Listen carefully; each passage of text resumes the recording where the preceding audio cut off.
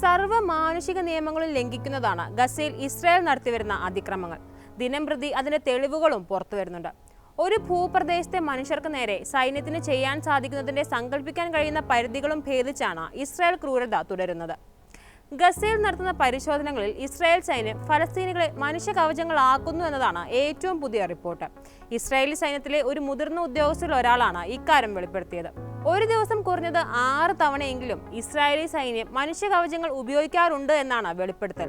Israeli മാധ്യമമായ Haaretz ആണ് ശനിയാഴ്ച വെളിപ്പെടുത്തൽ പുറത്തുവിട്ടത്.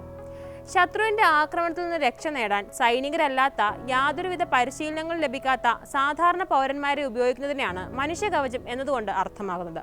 ഗസയുടെ കാര്യത്തിൽ ഹമാസിന്റെ അപ്രതീക്ഷിത ആക്രമണങ്ങളിൽ നിന്നും അവർ സ്ഥാപിച്ചിരിക്കുന്ന ബോംബുകളുടെ ഭീഷണികളിൽ നിന്നും രക്ഷ നേടാൻ ഇസ്രായേലി സൈന്യം ഉപയോഗിക്കുന്നത് ഫലസ്തീനികളെയാണ്. ഒരു വീടിനുള്ളിൽ പരിശോധന നടത്തുന്നതിന് മുൻപ് അതിനുള്ളിൽ ശത്രുക്കൾ ഒളിച്ചിരിക്കുന്നുണ്ടോ അല്ലെങ്കിൽ അവർ സ്ഥാപിച്ചിരിക്കുന്ന സ്ഫോടക വസ്തുക്കൾ ഉണ്ടോ എന്നറിയാൻ സാധാരണക്കാരെ ആദ്യം അതിലേക്ക് അയക്കും. സൈനികരുടെ വേഷം അണിയിക്കുന്നത് കൊണ്ട് തന്നെ ശത്രുക്കൾ അയാളെ ആക്രമിക്കാൻ സാധ്യത കൂടുതലുമാണ്. ചിലപ്പോൾ ബോംബുകൾ ഉണ്ടെങ്കിൽ അത് പൊട്ടിത്തെറിക്കുന്നതോടെ സാധാരണക്കാരായ ആ മനുഷ്യനും കൊല്ലപ്പെടും.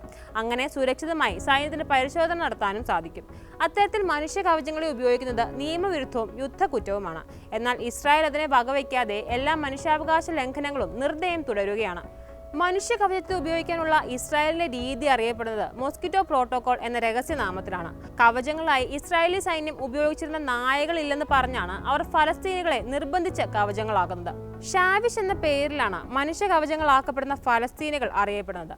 അന്താരാഷ്ട്ര മനുഷ്യാവകാശ നിയമങ്ങൾ പ്രകാരം സാധാരണക്കാരെ മനുഷ്യ കവചമായി ഉപയോഗിക്കുന്നത് വിലക്കിയിട്ടുള്ളതാണ്. റോം സ്റ്റാറ്റ്യൂട്ട് അനുസരിച്ച് അതൊരു യുദ്ധക്കുറ്റവുമാണ്. മനുഷ്യ കവചത്തിന്റെ ഉപയോഗമെന്ന ആരോപണം ഉയർന്നതിന് പിന്നാലെ 6 അന്വേഷണങ്ങളാണ് ഇസ്രായേലി ഭരണകൂടം കഴിഞ്ഞ മാസം ആരംഭിച്ചിരുന്നത്. പക്ഷേ അതിലൊന്നും കാര്യമില്ലെന്ന് മുതിർന്ന സൈനികൻ തന്നെ പറയുന്നു. ഗസയ്ക്കെതിരെ ഇസ്രായേൽ നടത്തുന്ന വംശഹത്യയിൽ കുറഞ്ഞത് 1.5 ലക്ഷം ഫലസ്തീനികൾ കൊല്ലപ്പെട്ടതായും ലക്ഷത്തിലധികം പേർക്ക് പരിക്കേറ്റതായുമാണ് കണക്കുകൾ. അവശിഷ്ടങ്ങൾക്കിടയിൽ കാണാതായവരുടെ കണക്ക് കൂടി എടുത്താൽ ഈ കണക്ക് 62,000-വും കടക്കും. അടുത്തിടെ റെഡ് ക്രസന്റിന്റെ സന്നദ്ധ പ്രവർത്തകരെയും അവർ സഞ്ചരിച്ച ആംബുലൻസ് ഉൾപ്പെടെയുള്ള വാഹനങ്ങളെയും ഇസ്രായേൽ സൈന്യം മണ്ണിട്ട് മൂടിയിരുന്നു. സന്നദ്ധ പ്രവർത്തകരെ നിരത്തി നിർത്തി വെടിവെച്ച് കൊല്ലുകയും മണ്ണിട്ട് മൂടുകയുമായിരുന്നു എന്നാണ് റിപ്പോർട്ടുകൾ. അവരിൽ ചിലരെ പാതി ജീവനോടെയാണ് കുഴിച്ചു മൂടിയതെന്നും റിപ്പോർട്ടുകൾ ഉണ്ടായിരുന്നു.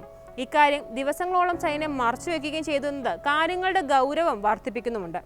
ചിലരുടെ തലയോട്ടുകൾ ചിന്നിച്ചിതറുകയും മുഖങ്ങൾ വികൃതമാക്കപ്പെടുകയും ചെയ്തിരുന്നു. അത്തരത്തിൽ അനേകം മനുഷ്യത്വ വിരുദ്ധ അതിക്രമങ്ങളാണ് ഇസ്രായേൽ തുടരുന്നത്. അതിനാകട്ടെ അവർക്ക് മറുപടി പറയേണ്ടി വരുന്നില്ല എന്നിടത്ത് ആഗോള സമൂഹം കൂടി ഈ വംശഹത്യയിൽ പങ്കാളികളാവുകയാണ്.